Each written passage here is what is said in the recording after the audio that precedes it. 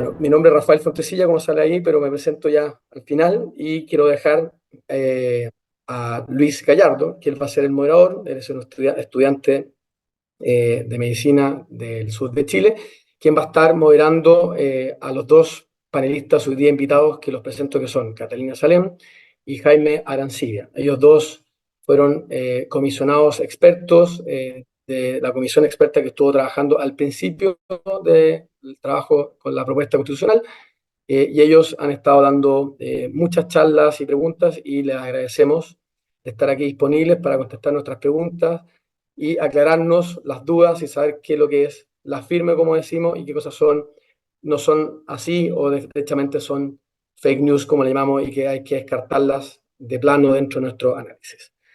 Y dentro de este panel hay varios ciudadanos que van a representar las preguntas y que Luis Gallardo les va a estar dando la palabra para que vamos a interactuar.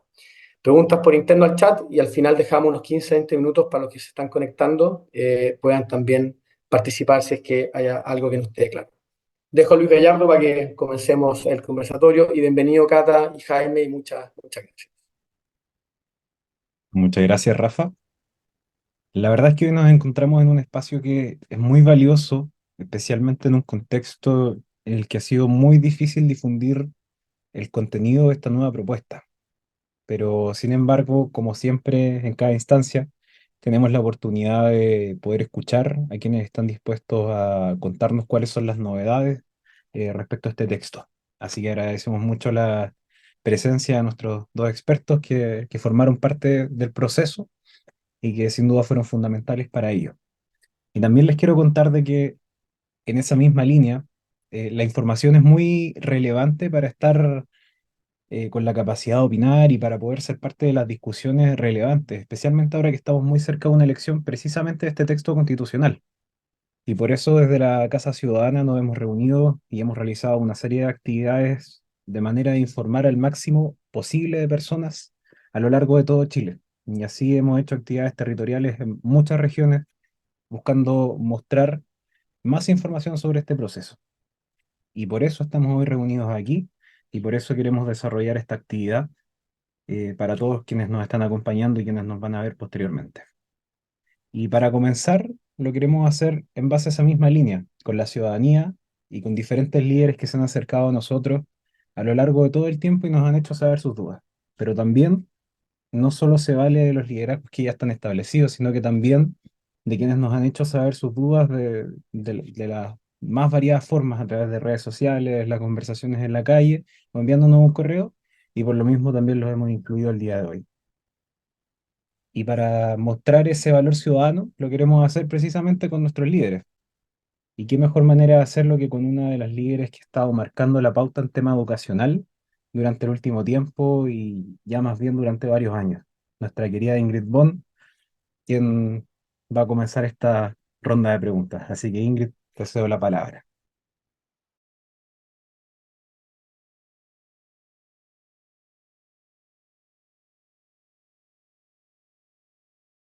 Ahí, ahí sí. Muchas gracias, Luis. Un saludo cariñoso para todos desde mi querida región de la Araucanía.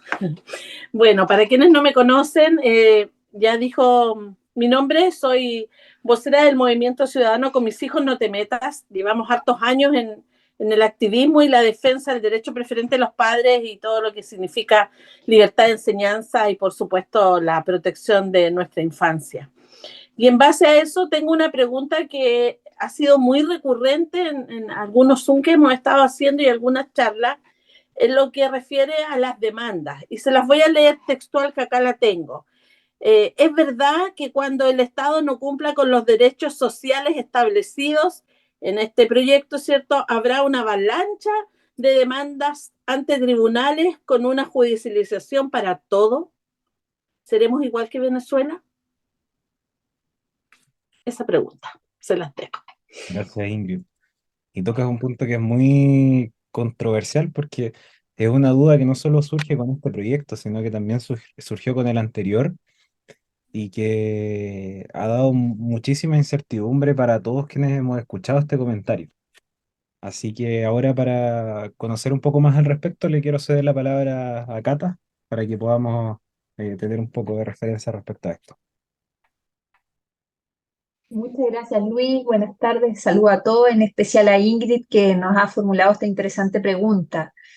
Los derechos sociales bajo la Constitución de 1980, que es la que está vigente, cuando se discutió este tema, en quienes redactaron esa Constitución, se señaló que los derechos sociales no tenían que ser justiciables. ¿Y por qué no? Porque cuando hablamos de derechos sociales hablamos de un rol del Estado que implica prestaciones, y esas prestaciones tienen un valor económico altísimo. Sin embargo,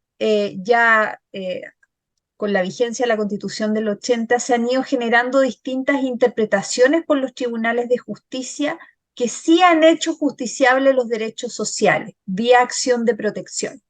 Hoy día, bajo la Constitución que nos rige, una persona puede presentar una acción de protección, por ejemplo, por un medicamento de alto costo al cual no puede acceder, e invocando el derecho a la vida, los tribunales de justicia le ordenan a la ISAPRE o a FONASA que les pague ese medicamento de alto costo. Y eso genera un efecto o genera dos efectos indeseados que generalmente se le atribuyen a lo que se denomina el activismo judicial.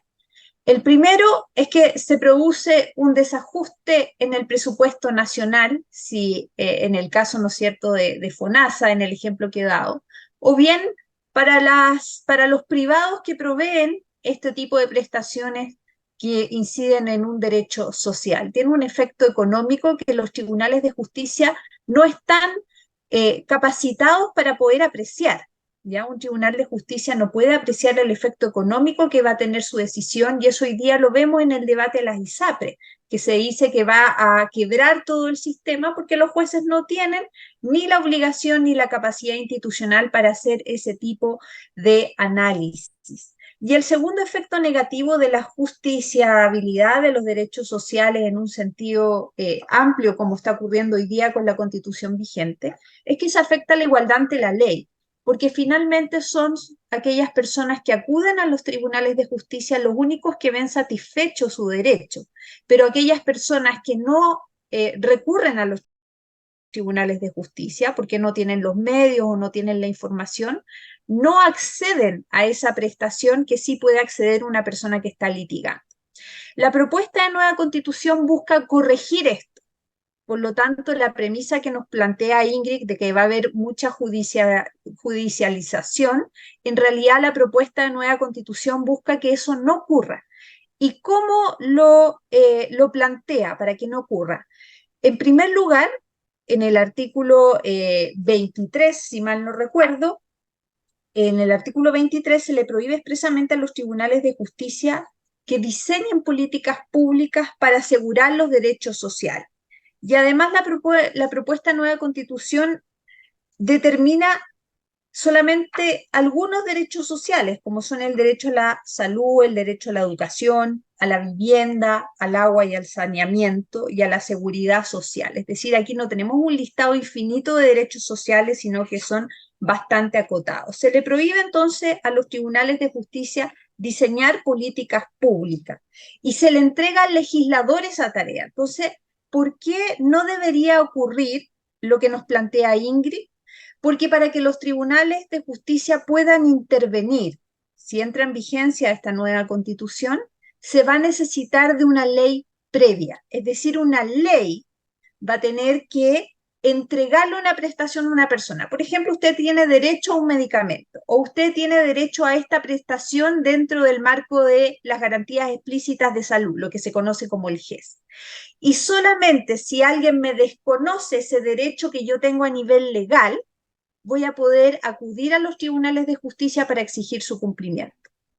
Entonces, que el desarrollo de los derechos sociales quede consagrado, quede radicado en el Congreso Nacional, nos asegura que va a haber una deliberación democrática de cómo se tiene que desarrollar un determinado derecho social. En segundo lugar, nos asegura que los legisladores van a tener que actuar con responsabilidad fiscal.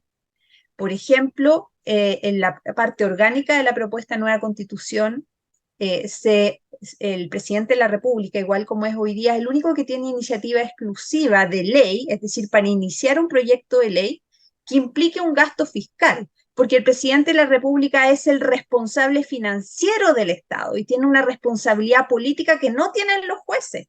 El presidente de la República puede ser acusado constitucionalmente, los jueces también, pero por otros motivos que no dicen relación con estas causas que van fallando a propósito de los derechos sociales. Y además la propuesta de nueva constitución crea una agencia que va a permitir evaluar la eficiencia, la eficacia de estas políticas públicas que se van a ir diseñando para dar un aseguramiento progresivo de los derechos sociales. Entonces, la propuesta de nueva constitución, resumiendo, lo que busca es evitar la judicialización de los derechos sociales, que es algo que sí está ocurriendo hoy día con la constitución vigente. Me queda una duda en el tema de las interpretaciones, porque eso también nos está dando un poco de problema, las interpretaciones, por ejemplo. Si ahora es verdad que usando una vía interpretativa y con agendas de activismo judicial, algunos jueces podrán abrir la puerta a este tipo de cosas, a judicializar. Siempre los jueces podrían abrir la puerta a algunas interpretaciones que no están amparadas por el texto constitucional. Eso siempre podría ocurrir. Ninguna constitución política podría evitar eso.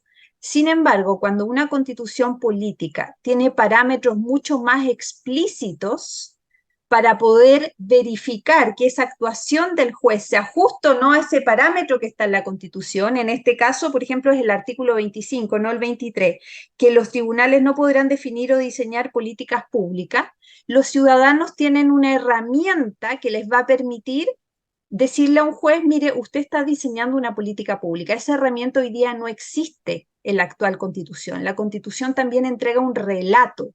Y ese relato está dado por principios, por valores que se van consagrando a nivel constitucional. Y acá tenemos claramente un principio para los tribunales de justicia.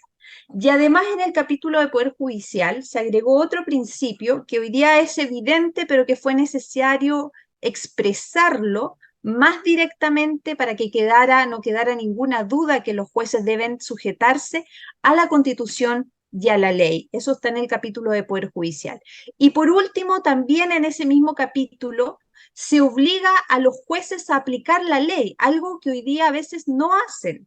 Hoy día a veces los jueces aplican directamente la Constitución y se olvidan de la ley. O no es que se olviden, derechamente no la quieren aplicar. Y en la ley está plasmada la voluntad popular. Nosotros elegimos cada 4 años a representantes que son los parlamentarios y al presidente de la República, que también es colegislador, para que legisle en nombre de nosotros. Por lo tanto, los jueces están obligados a cumplir ese mandato que está en la ley. Y en el capítulo de Poder Judicial se agregó una norma muy importante que se señala que los jueces están obligados a aplicar la ley. Y no pueden dejar de aplicarla a menos que exista una sentencia del Tribunal Constitucional que así se los permita. Que el Tribunal Constitucional es el único órgano que puede entrar a controlar si es que la ley se ajusta o no a la Constitución. Entonces, respondiendo a la pregunta, van a haber mecanismos que van a permitir controlar de mejor manera que los jueces no realicen activismo. Gracias, muchas gracias. Muchas gracias, Catalina, por esta respuesta. Ahora, la siguiente pregunta la va a presentar Richard Caifal, un importante líder de diferentes movimientos de los pueblos originarios. Muy buenas tardes, un gusto de saludarlos y agradecer también la oportunidad de poder compartir con todos ustedes. Soy director ejecutivo de la Fundación Raquisuam y tengo las siguientes inquietudes. Bueno, es verdad que este nuevo texto reconoce derechos colectivos de los pueblos indígenas que vulneran el principio de igualdad ante la ley y que los jueces deberán sentar jurisprudencia en la sujeción a temas como los derechos colectivos de los pueblos indígenas en concordancia con los organismos internacionales de derechos humanos.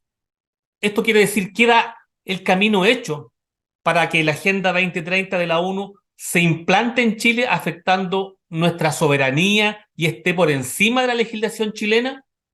¿Es una constitución indigenista? ¿Habrán grupos privilegiados? Esas son las inquietudes.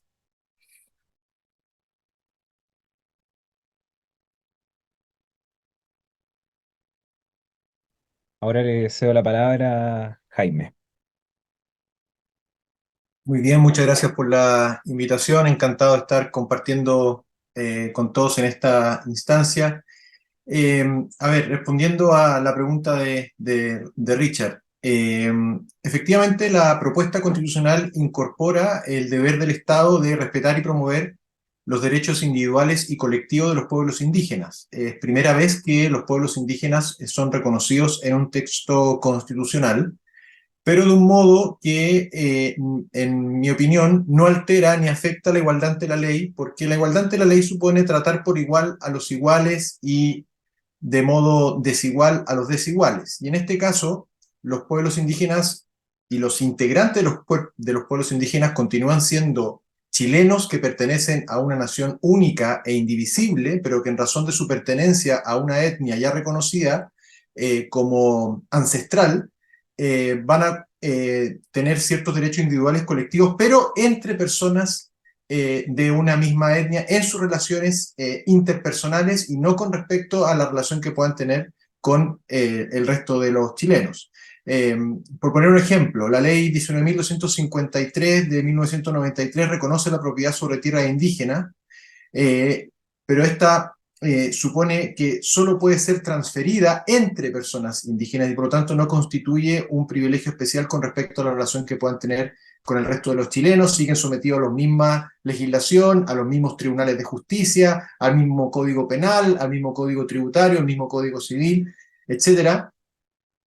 Y lo otro que hay que decir es que no, sin perjuicio de que existe este reconocimiento a nivel constitucional, nada cambia con respecto a los compromisos que ya Chile ha adoptado en materia de reconocimiento de los derechos individuales y colectivos de los pueblos indígenas, el convenio en particular de la OIT, y nada cambia tampoco en relación con la legislación que ya se rige en esta materia, que es la ley, como dije, 19.253.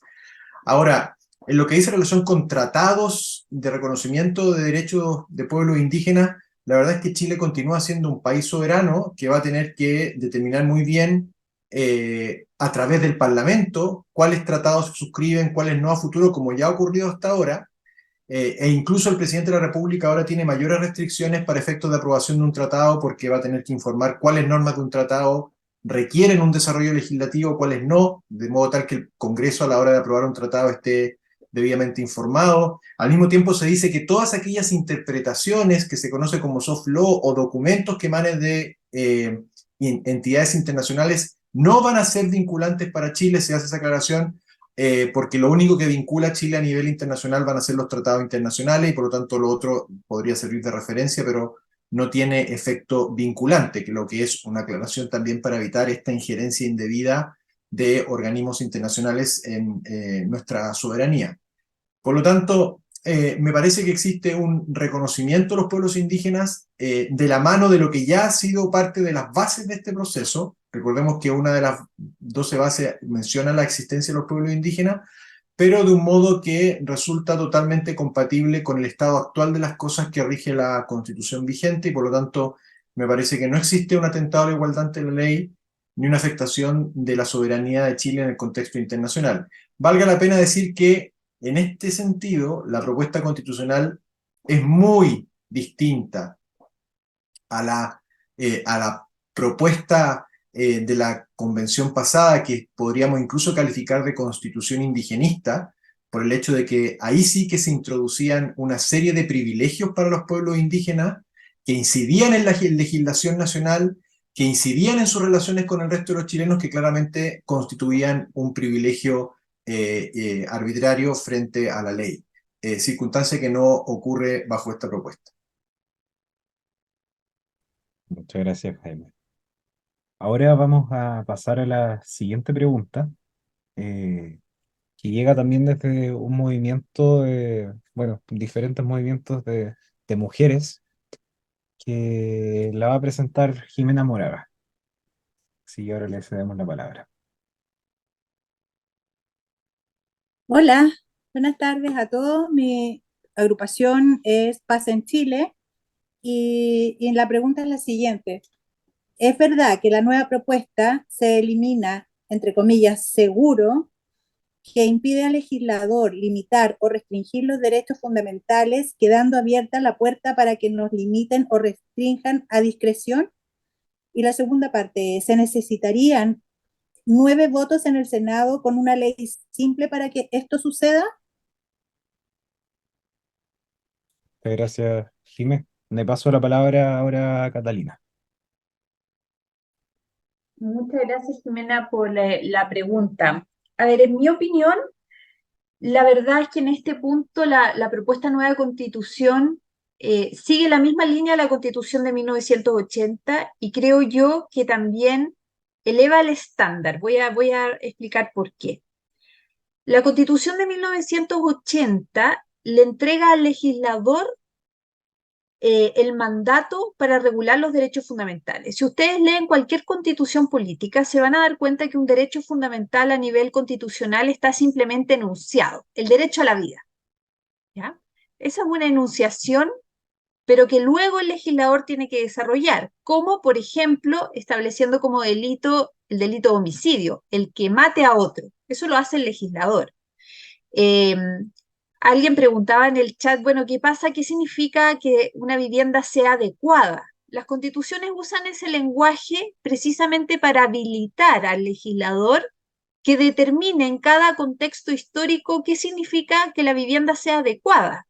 Yo creo que aquí vamos a estar todos de acuerdo en que una vivienda adecuada necesita un baño, pero a lo mejor no un jacuzzi. A lo mejor en 5 años más que una vivienda no tenga conexión a Internet, no se va a considerar como vivienda adecuada, pero hoy día sí podríamos estar de acuerdo que vivienda adecuada es aquella que cuente con todos los servicios básicos, luz, agua, alcantarillado, pero eso lo va determinando el legislador. Y lo va determinando el legislador porque eso le da flexibilidad al contenido del derecho. Los derechos van cambiando. Cuando se redactó la Constitución de 1980, se estableció la inviolabilidad de las comunicaciones. Y cuando se redactó esa norma no existía Internet. Entonces la inviolabilidad de las comunicaciones era la correspondencia, el correo postal, las cartas, que no se podían abrir las cartas. Sin embargo, hoy día los tribunales entienden perfectamente que eso incluye los correos electrónicos, porque el legislador también ha ido legislando para entender que una comunicación también es un correo electrónico. Las constituciones usan ese lenguaje abierto y el legislador va dotándolo de contenido. Pero las constituciones, tanto la Constitución de 1980 como la propuesta de nueva Constitución, establece un límite al legislador para ese desarrollo que va haciendo de los derechos fundamentales. ¿Y cuál es ese límite que está en los dos textos constitucionales? La cláusula de esencialidad que se llama.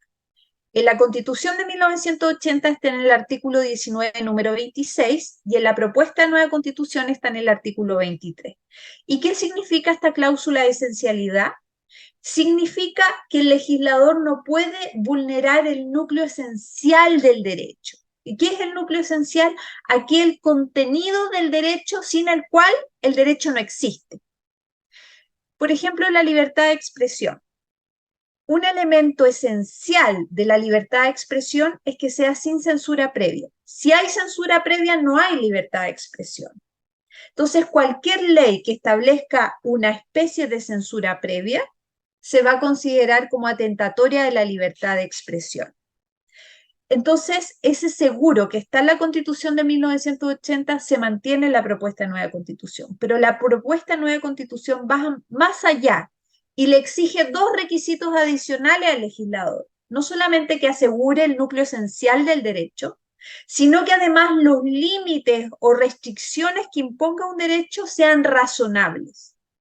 Por ejemplo, todos tenemos derecho a la libertad de tránsito, a la libertad de desplazamiento, pero hace muchos años atrás se estableció la restricción vehicular, sobre todo en Santiago. No podemos desplazarnos ciertos días en invierno porque nuestro vehículo sobre el cual tenemos propiedad, hay una norma, ¿no es cierto?, dentro del ordenamiento jurídico que nos prohíbe usar el vehículo ese día. Y esa es una restricción al derecho. pero no es una restricción esencial, porque yo solamente no lo puedo usar un día, pero lo puedo usar los demás días. Y esas ponderaciones las va haciendo el legislador.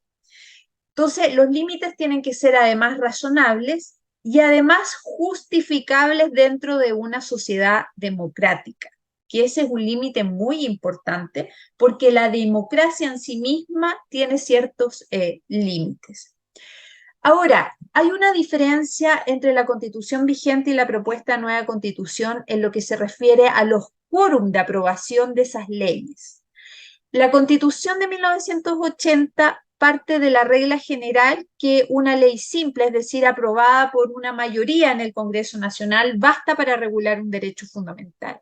Pero hay algunos derechos en que exige un quórum especial. Por ejemplo, en materia de educación, es materia de ley orgánica constitucional y las leyes orgánicas constitucionales tenían un quórum de 4/7.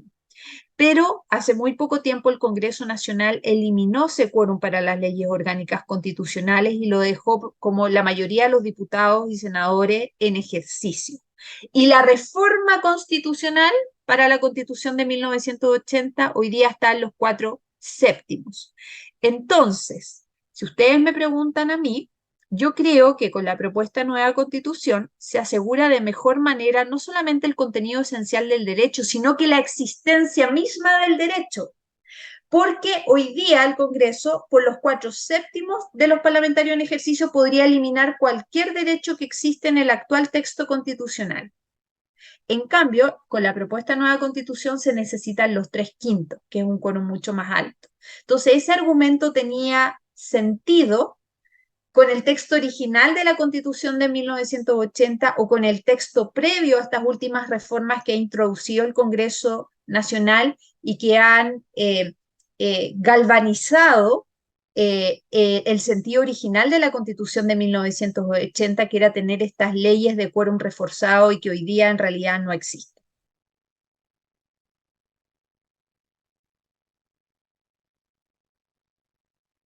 Muchas gracias, Cata. Gracias, Cata. Ahora tenemos una pregunta de uno de los líderes de las causas sociales respecto a la delincuencia y la violencia, Carlos Sirín. Así que, don Carlos, le cedo la palabra.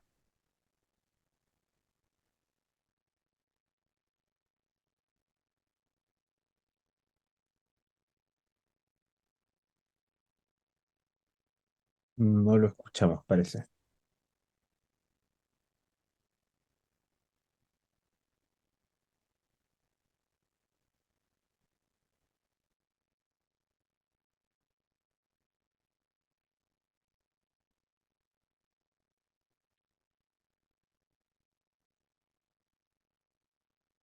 Bueno, Perdona, Carlos, no se escucha. mientras soluciona el tema del micrófono, pasamos con nuestro siguiente liderazgo entonces. Una líder de la causa social relacionada con la infancia y la niñez, quien es Claudia Quesada. Así que, Claudia, te cedo la palabra. Hola, buenas tardes. ¿Me escuchan? Sí, Ya. Bueno, soy Claudia Quesada, soy directora de los Hogares Guerreros de Cristo, donde nosotros rehabilitamos a las mujeres del alcohol y la droga en situación de calle. Como ahí tratamos a todas las víctimas. Entonces mi consulta es la siguiente. ¿Cómo afecta la creación de la nueva constitución en la responsabilidad fiscal, en la protección de las víctimas? ¿Qué plantea la nueva propuesta? Y es verdad que con un Estado social y democrático de derecho y los derechos sociales progresivos del Estado será cada vez más grande y se agotarán y se gastará mucho más en el Estado. Eh, Eso, ¿no? ¿Y qué pasa con la subsidiariedad? Que si este Estado social de derecho los eliminará la subsidiariedad o no.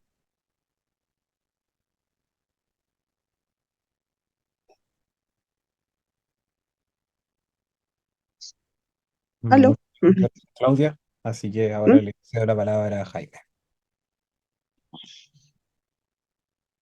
Muy bien, muchas gracias, Claudia, lo primero que hay que decir es que aquí hay un poco de exageración en decir que se crea una cantidad de organismos importante por dos razones. Hay que tener mucho ojo con el conteo de nuevos organismos, porque muchos de los organismos que se dice que son nuevos en la Constitución, varios de ellos simplemente están reconocidos a partir de ahora en la propuesta, pero ya existen. Le voy a poner un ejemplo: la Corporación Administrativa del Poder Judicial, la Academia Judicial. No son verdaderamente nuevos organismos porque están reconocidos en la Constitución, pero ya existían en la ley, ya existen en la ley. Y por lo tanto eso no significa necesariamente, no, de hecho, no significa la creación de un nuevo organismo. Piense usted que la Contraloría y el Banco Central ya existían a nivel legal y lo que hizo simplemente la Constitución en algún momento fue reconocerlos.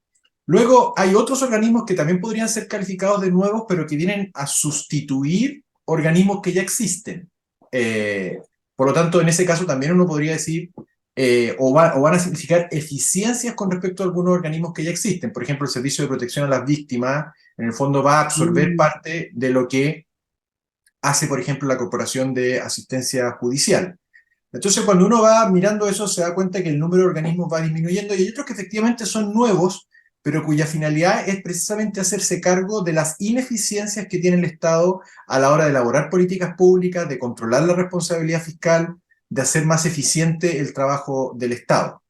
Pero yo diría que la mayoría de los organismos que parecen nuevos no lo son porque implican simplemente adaptaciones de organismos anteriores. Estoy pensando, por ejemplo, también en la institucionalidad ambiental, estoy pensando en la institucionalidad del servicio civil. Son todas instituciones que ya existen y van a ser perfeccionadas o dotadas de mayor autonomía por razones constitucionales y de apoliticidad, se podría decir.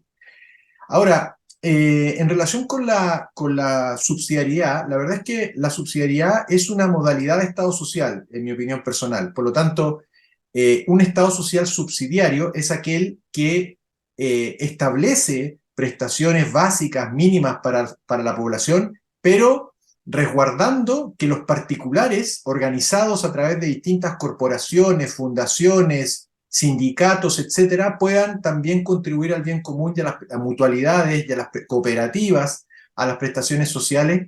Y en ese sentido, la propuesta constitucional fortalece el carácter, la existencia, la autonomía, la libertad, el ideario de cada una de las entidades privadas que van a colaborar con las prestaciones sociales que este Estado social reconoce, y lo hace del siguiente modo también, estableciendo en cada derecho social no solamente la necesidad de que existan instituciones públicas y privadas a cargo, sino que también garantizando la libertad de elección.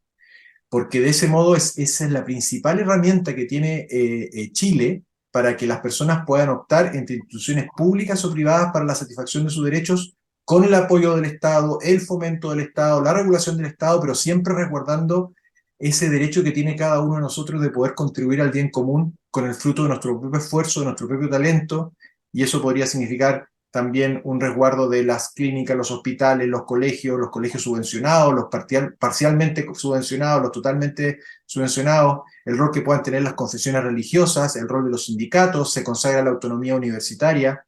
Por lo tanto, pienso que así como se reconoce el Estado social, también se reconoce que es un Estado en el que van a tener un rol protagónico los privados en la satisfacción de sus derechos, con el apoyo y la fiscalización correspondiente por parte del Estado. Ok, una sola consulta. La Defensoría de las Víctimas serían las mismas corporaciones municipales que pasarían a ocupar este espacio.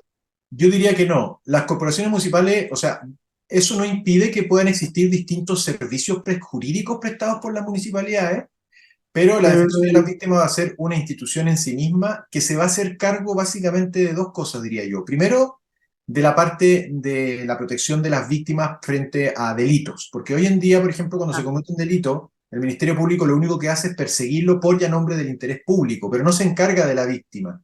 En cambio, y la víctima, por lo tanto, tendría que contratar un abogado particular para interponer la querella o exigir las responsabilidades civiles del caso, patrimoniales, por daño. Ese servicio de atención a las víctimas se va a encargar de apoyar a las víctimas para efectos de ejercicio de la acción penal, de las acciones civiles que se derivan del daño. La Constitución, incluso en el caso de daño producto de actos terroristas, le asegura también un deber compensatorio del Estado. Es un servicio que también se va a preocupar de los aspectos psicológicos o sociológicos de la persona que se pueda sentir afectada por un delito grave, y al mismo tiempo tiendo a pensar que se va a producir también una profesionalización de los servicios de atención de personas de escasos recursos para que no pueden hoy día acceder a una buena justicia básicamente porque están atendidas por una corporación de asistencia judicial que hace su mejor esfuerzo, pero no necesariamente, como está en el que participan alumnos en práctica, necesariamente pueden contar con abogados experimentados, y de eso también se haría cargo este servicio, de facilitar el acceso de las personas a la justicia. Eso sin perjuicio de toda la ayuda que puedan prestar las municipalidades u otro tipo de instituciones para facilitar el acceso de las personas a la justicia. Muchas gracias. Muy bien. Muchas gracias. Ahora vamos a avanzar con la siguiente pregunta de un liderazgo relacionado con el mundo de los sindicatos y un destacado trabajador, don Estanislao Peralta. Así que don Estanislao tiene la palabra. Hola, muy buenas tardes a todas y todos. Gracias por participar en este panel. Como también dar las gracias a Katia y Jaime, nuestros expertos que están acá para resolver todas nuestras dudas. Y la duda mía es la siguiente. La nueva propuesta entre mi jubilación y las AFP protege a las AFP, y entre mi salud y las ISAPRES protege a las ISAPRES. Entonces este proceso sería un retroceso en derechos sociales. Esa es mi consulta y gracias por la respuesta.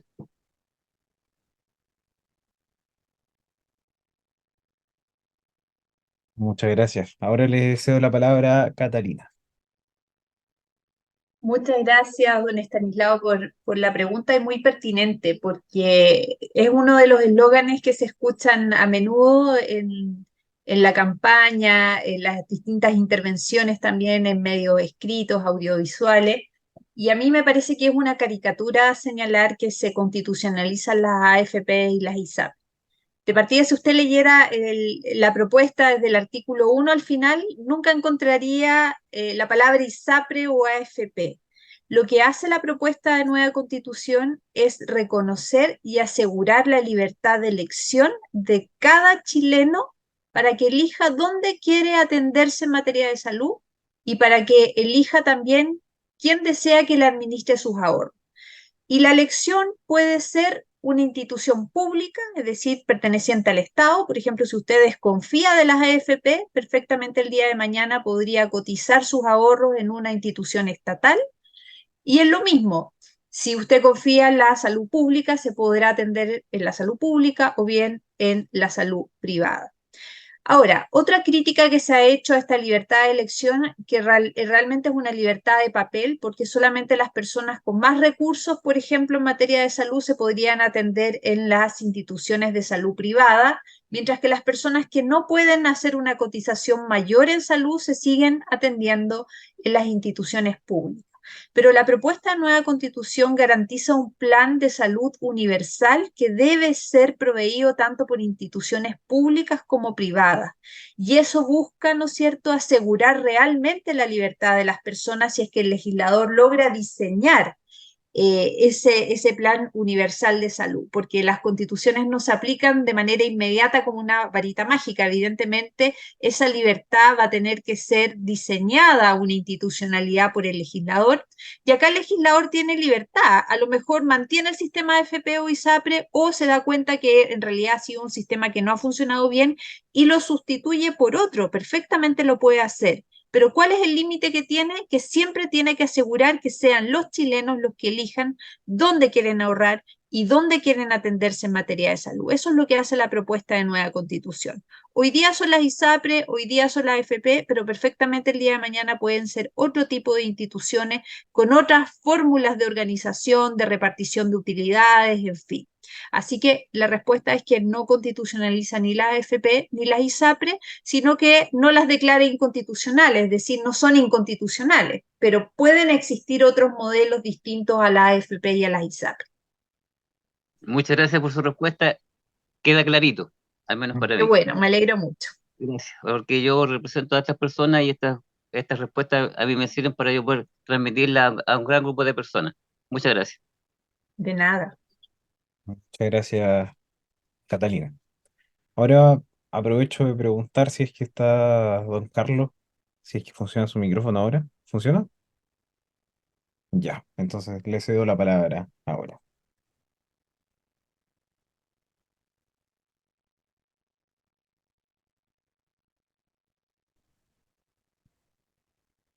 Hola, ¿se escucha? Ahora, Sí,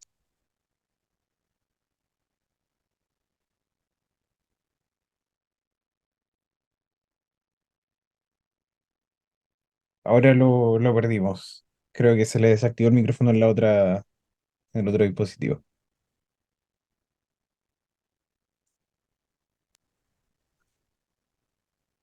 ¿Ahora se escucha? Ahora sí. Ya. Mira, en más de una ocasión hemos escuchado que esta constitución nos entrega la Agenda 2030, que sería globalista, y uno de los puntos en los cuales se afirma para eso es que si es verdad que al reconocer en la constitución el cambio climático obliga al Estado a implementar medidas de mitigación y que permitirá la intromisión de organizaciones internacionales, en el fondo, ¿esto transforma esta propuesta en una constitución globalista? Gracias, Carlos.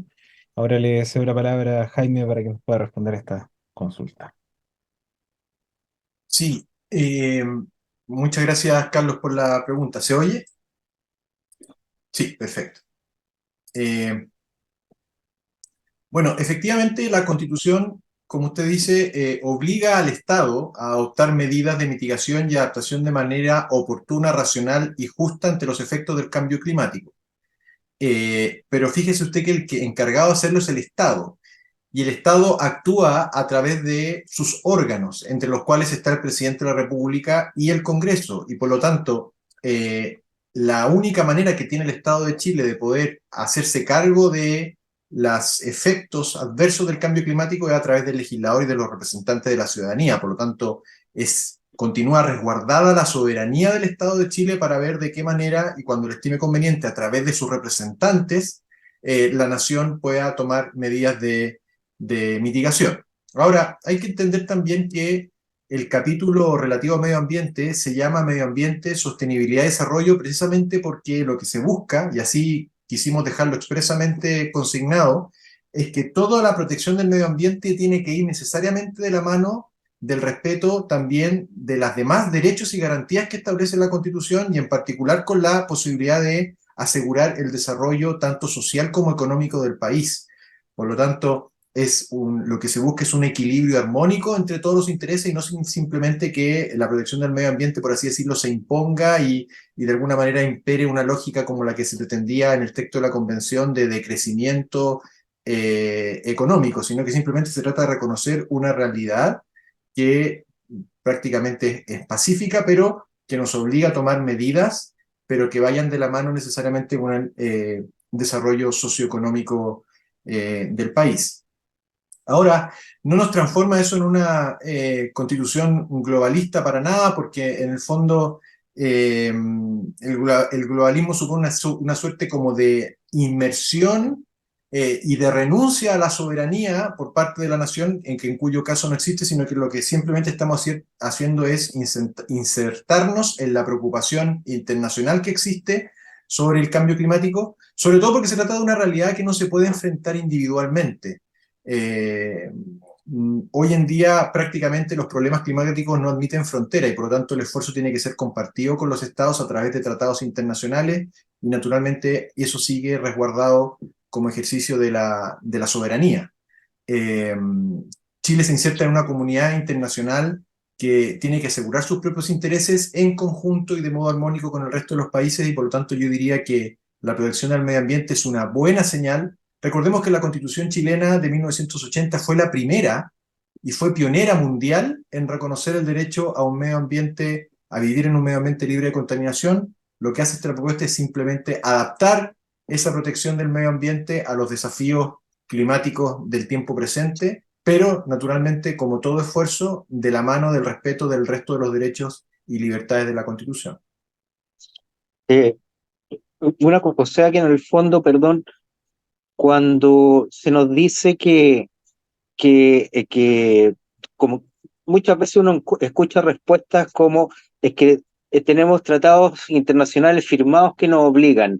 No están así entonces. No, cuando Chile, muchas gracias por la pregunta, cuando Chile firma un tratado está obligado a respetar ese tratado. Pero lo que uno escucha a veces es que se le pretende imponer a Chile documentos emanados por instituciones internacionales que Chile no ha suscrito, pero se les dice que son interpretaciones o que son propuestas que a veces se le obliga a Chile a respetar, pese a que no lo suscribió como tratado.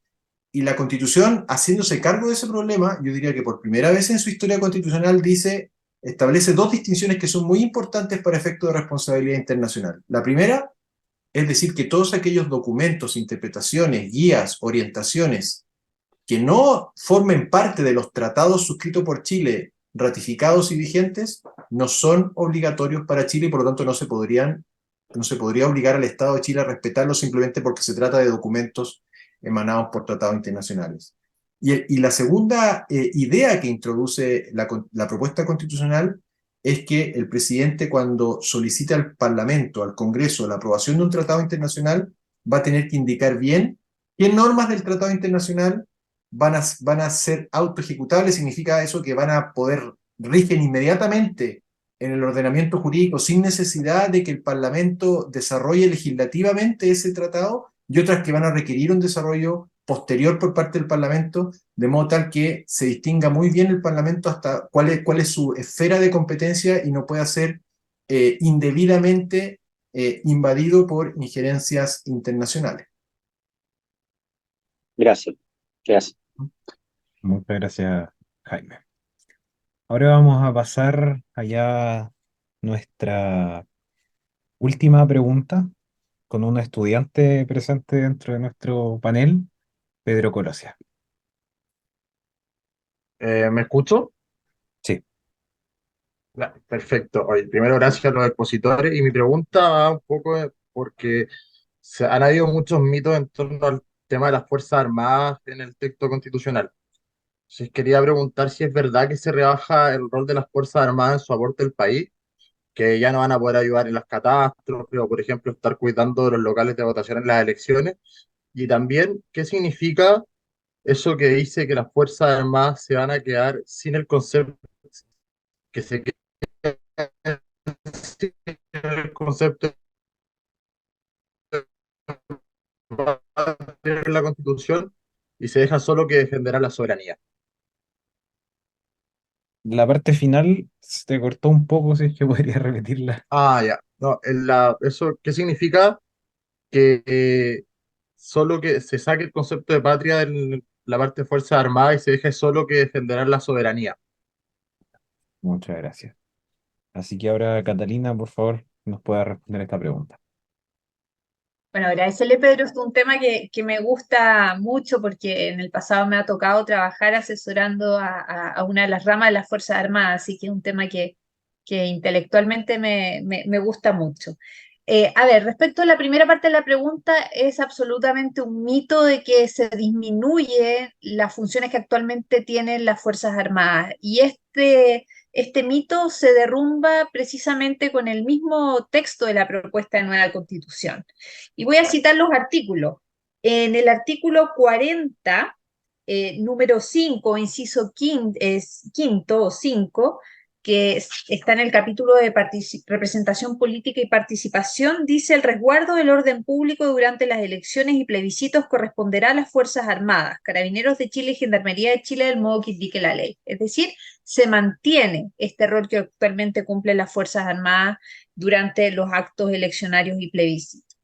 Y respecto de los estados de excepción constitucional, la propuesta de nueva constitución es mucho más explícita, porque si nosotros miramos la constitución de 1980, uno entiende que colaboran en las situaciones de excepción constitucional porque se le entregan atribuciones cuando la constitución describe los estados de excepción constitucional.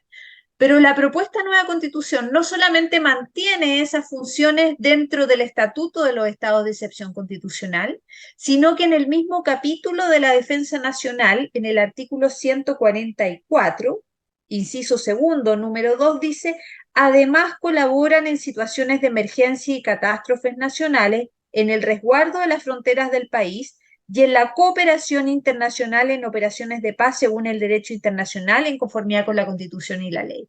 Es decir, es mucho más explícita. Estas funciones estaban implícitas en el texto del vigente de la Constitución de 1980, pero la propuesta de nueva Constitución los deja expresamente consagrados para evitar que el día de mañana exista una interpretación que señale que están excluidas de estas funciones de aquellos cometidos constitucionales que tienen las Fuerzas Armadas.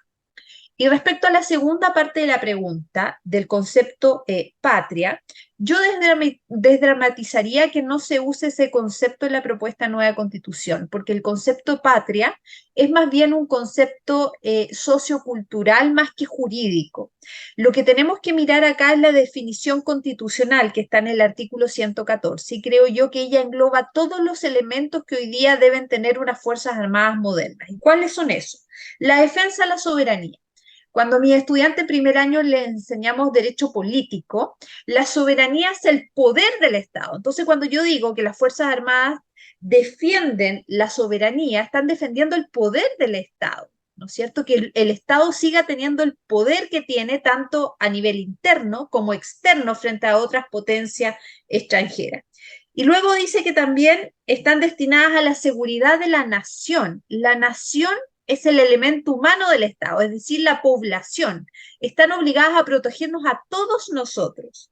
Y agrega y a la integridad territorial, que es el territorio nacional. Y ahí están los tres elementos, ¿no es cierto?, del Estado que permiten la existencia misma del Estado.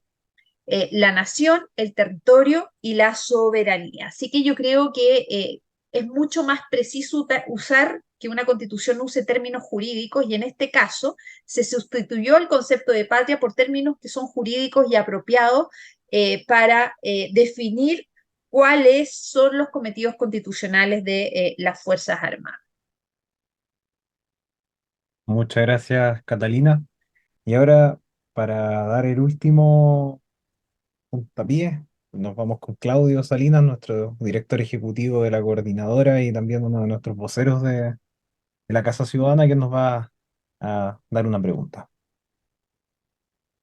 Buenísimo, muchas gracias Lucho, gracias Jaime y Cata por estar contestando todas estas preguntas. La verdad es que lamentablemente hemos visto durante estos últimos días de campaña y también en las franjas electorales mucha desinformación, mucha fake news y un silencio bastante cómplice del gobierno en esta materia. Entonces, este es un muy buen ejercicio para que muchos ciudadanos se puedan enterar de primera fuente de quiénes tuvieron la reacción de esta propuesta. Y en ese contexto...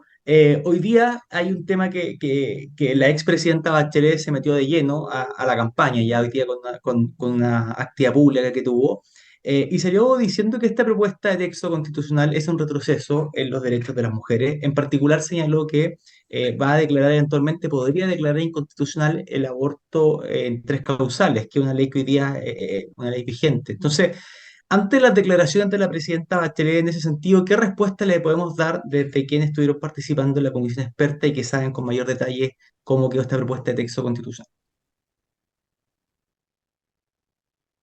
Acá me gustaría idealmente que ambos expertos nos puedan responder, así que primero le cedo la palabra a Catalina y después le cedo la palabra a Jaime. A ver, yo creo que no hay un retroceso en materia de derechos de las mujeres, y no hay un retroceso porque la constitución vigente, la constitución de 1980, lo único que hace es proclamar que hombres y mujeres son iguales ante la ley, ¿ya? Y además hubo una reforma hace ya varios años atrás que sustituyó en el artículo 1 de la constitución vigente la voz hombres por personas. Decía, los hombres nacen libres igual en dignidad y derecho. Entonces, para que no se entendiera que las mujeres estábamos excluidas, se sustituyó esa palabra por persona. Pero la propuesta de nueva constitución contempla varios avances en materia de derechos de la mujer. El primero de ellos está en el artículo 2 del capítulo 1, es decir, en uno de los artículos más importantes del capítulo 1. Y es el siguiente, que el Estado debe asegurar, la ley debe asegurar el acceso equilibrado de hombres y mujeres a las candidaturas a cargos de elección popular. Es lo que se conoce como la paridad de entrada, pero solo que no es paridad. Si ustedes se fijan, la norma dice acceso equilibrado. No es 50 y 50, sino que el legislador en cada momento histórico puede ir evaluando cuál va a ser el porcentaje necesario para que exista ese equilibrio. Hoy día, por ejemplo, es 60-40, es decir, que un sexo tenga la representación del 60% y el otro el 40%, pero no es paritario. Y además dice que debe asegurar la ley la participación en condiciones de igualdad en los distintos ámbitos de la vida nacional y garantizar la participación política de las mujeres. Entonces hay una decisión de ir avanzando en derechos políticos para las mujeres y específicamente en su participación política. Y la propuesta de nueva constitución tiene una disposición transitoria que venía de la comisión experta que establece la llamada paridad de salida, es decir, que se corrige la voluntad expresada por los electores, meter la mano en la urna, como se conoce, para que ningún sexo quede sobrerepresentado. Se aplicó para este proceso constitucional y también para el anterior proceso constitucional. Pero esa disposición transitoria tiene dos importantes límites. El primer límite es que solamente se puede aplicar para 2 elecciones parlamentarias y después se acaba para siempre. Y el segundo límite es, o condición, es que si antes de que se produzca la segunda elección parlamentaria, es decir, en la primera elección parlamentaria, se logra sin la corrección ese equilibrio entre ambos sexos, entonces no hay corrección de salida. Que esté en una disposición transitoria significa que no hay paridad de salida en el texto permanente de la Constitución, de manera tal que, en mi opinión, si el día de mañana el legislador dictara una ley con paridad de salida, es probable o se podría discutir la constitucionalidad de esa ley. Por eso quedó en una disposición transitoria y no en el cuerpo permanente de la Constitución. Además, existe en materia del derecho al trabajo, se establece que hombres y mujeres deben tener igualdad salarial o de remuneraciones ante mismas condiciones laborales. Y eso no está en la Constitución vigente, pero sí está en la propuesta de nueva Constitución. Y acá quiero abordar el punto más crítico, ¿no es cierto? ¿Qué pasa con la ley de aborto en 3 causales?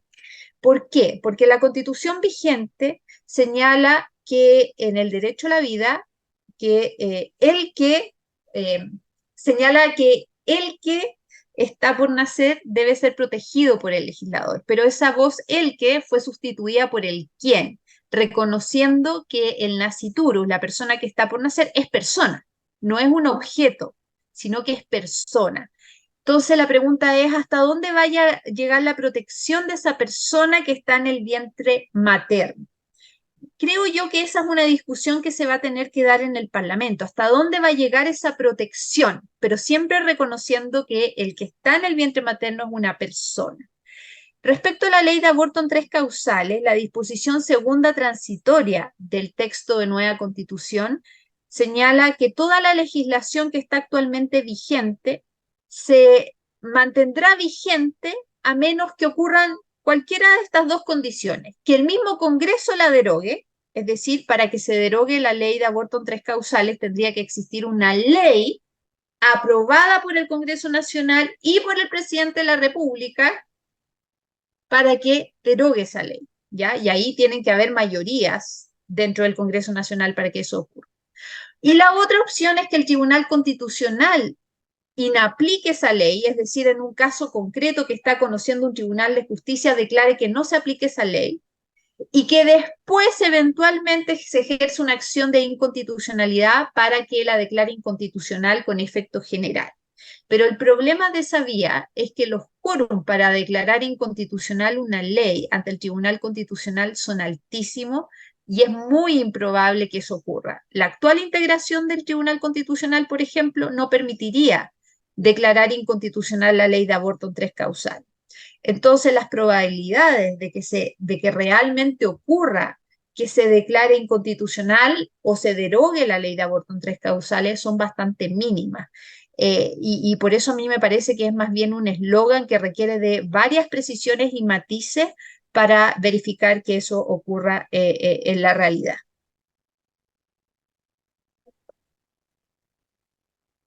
Muchas gracias, Cata. Tengo aquí el bastón un segundo, así que nos quedan una pregunta y después voy a leer un poco el chat de algunas preguntas que han ido saliendo, a ver si podemos comentar y si hay alguna adicional que la coloquen en el chat para que alcancemos a hacérsela a los expertos.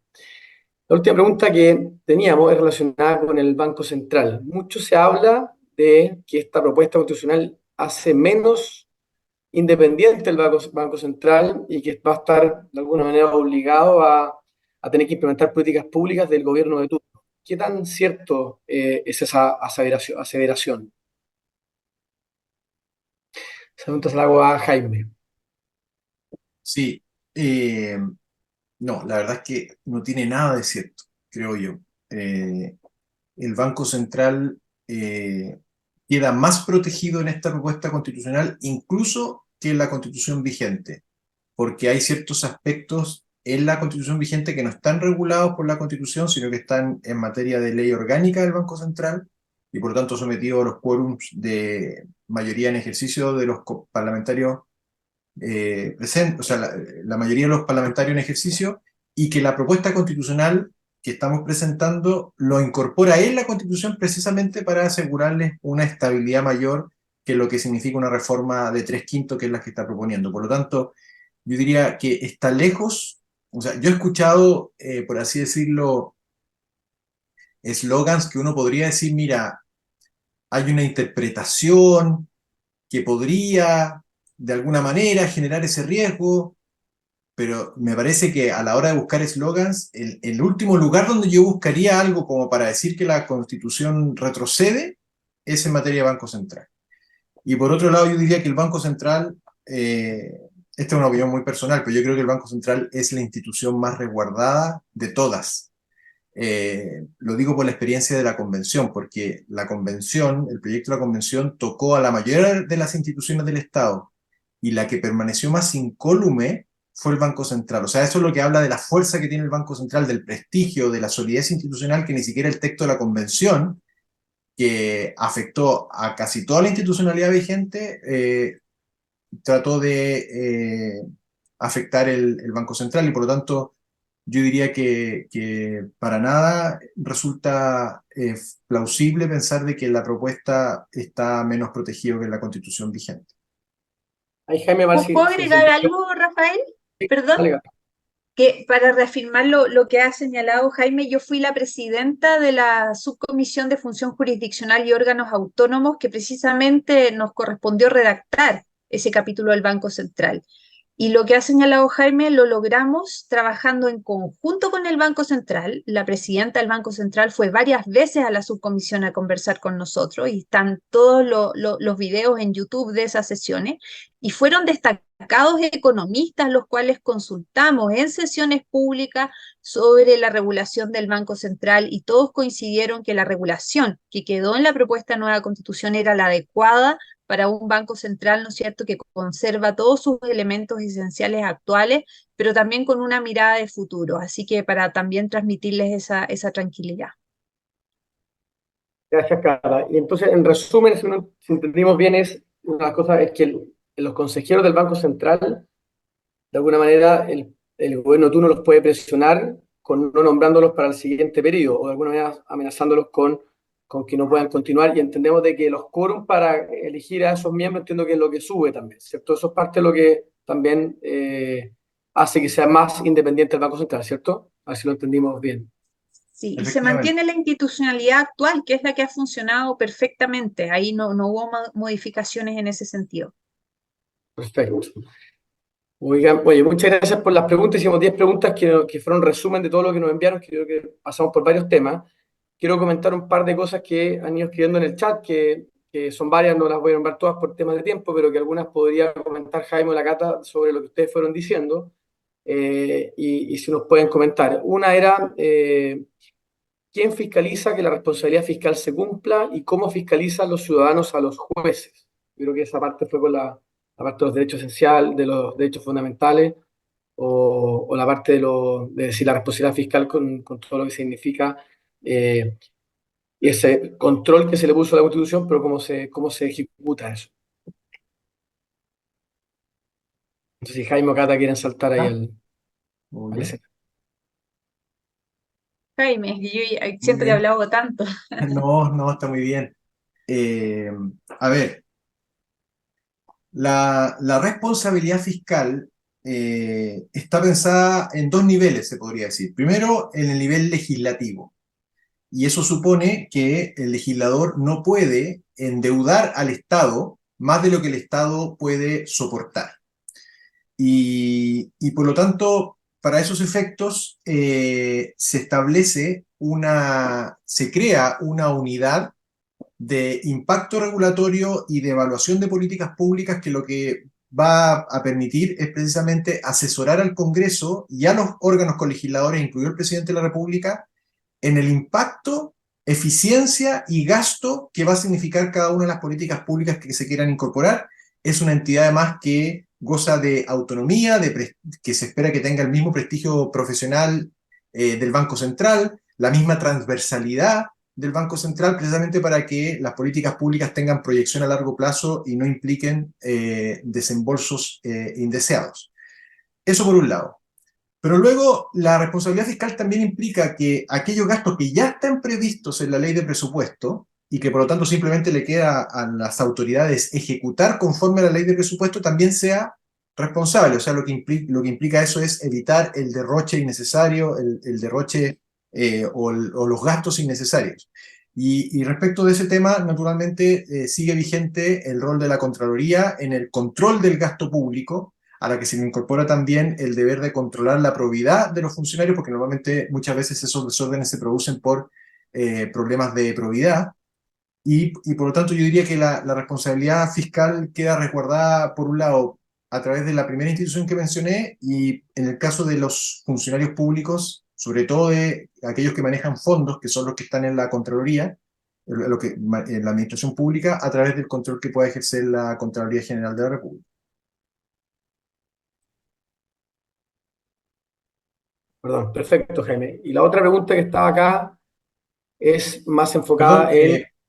Rafael, eso sin perjuicio de los demás instrumentos que ya existen. La acusación constitucional por incumplimiento grave de deberes sigue vigente y lo mismo por ilícitos que puedan afectar a parlamentarios. O sea, el régimen de responsabilidad de los funcionarios por un ejercicio indebido o incumplimiento de sus deberes sigue vigente tanto en la constitución vigente como en la que se está proponiendo.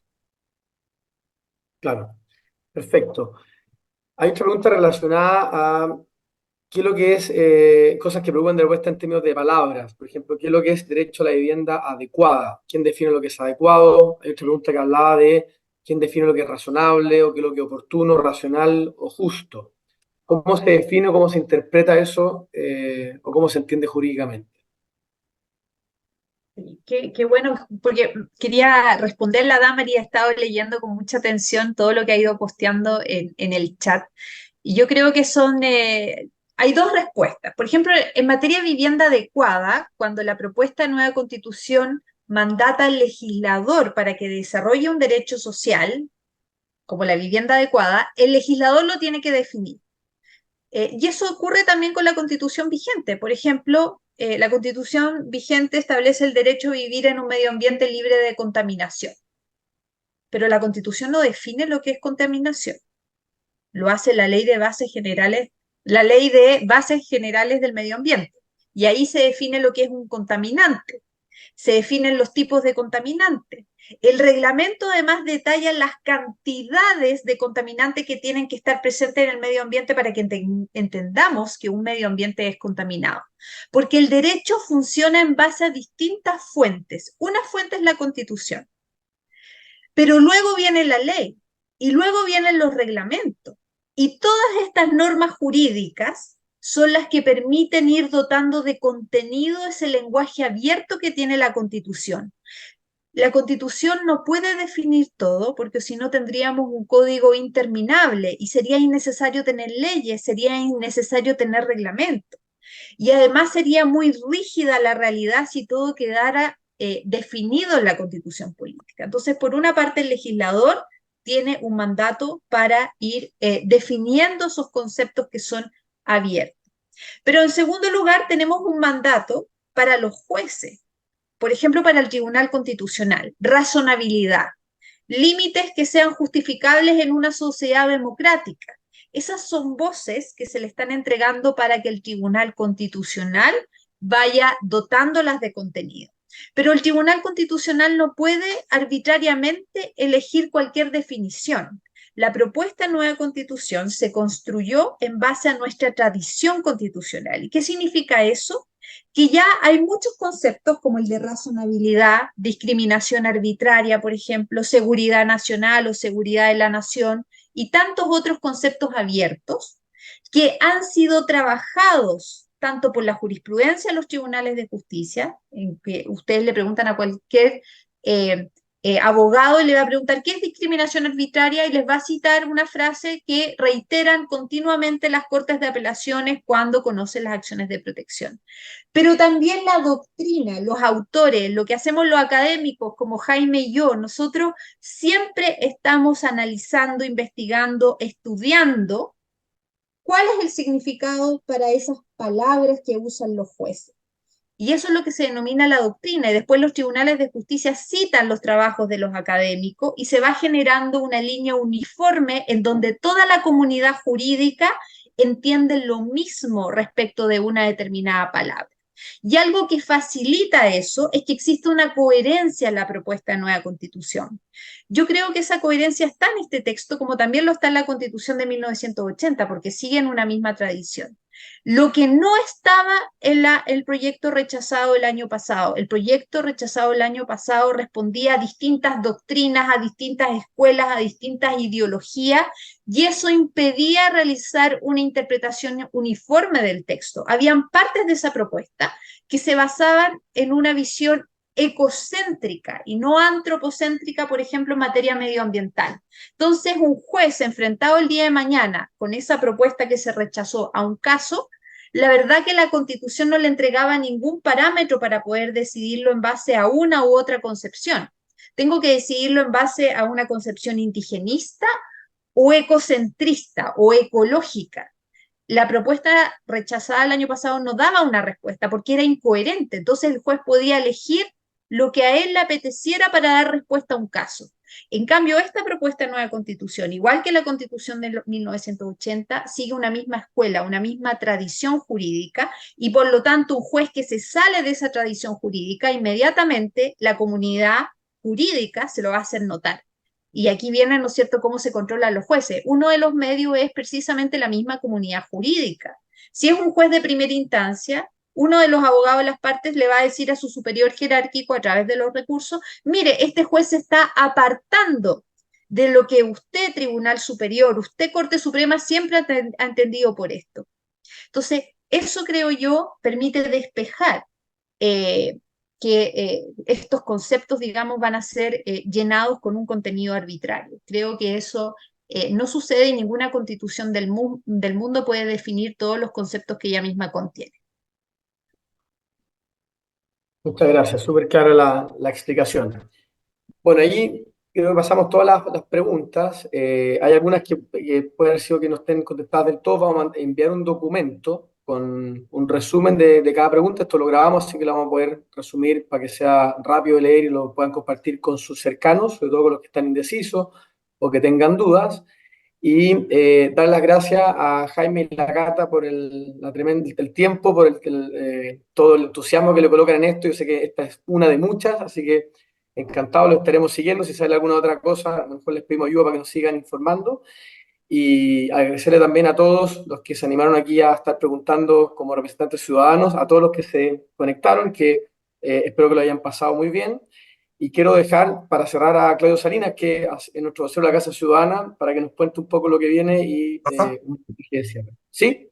Una cosa muy breve que les puede servir a todos. Si escuchan este tipo de eslogans, como estos u otros, de parte de personas con las que estén tratando directamente, pídanles al mismo tiempo que les muestren en qué parte de la Constitución sale aquello que ellos están diciendo.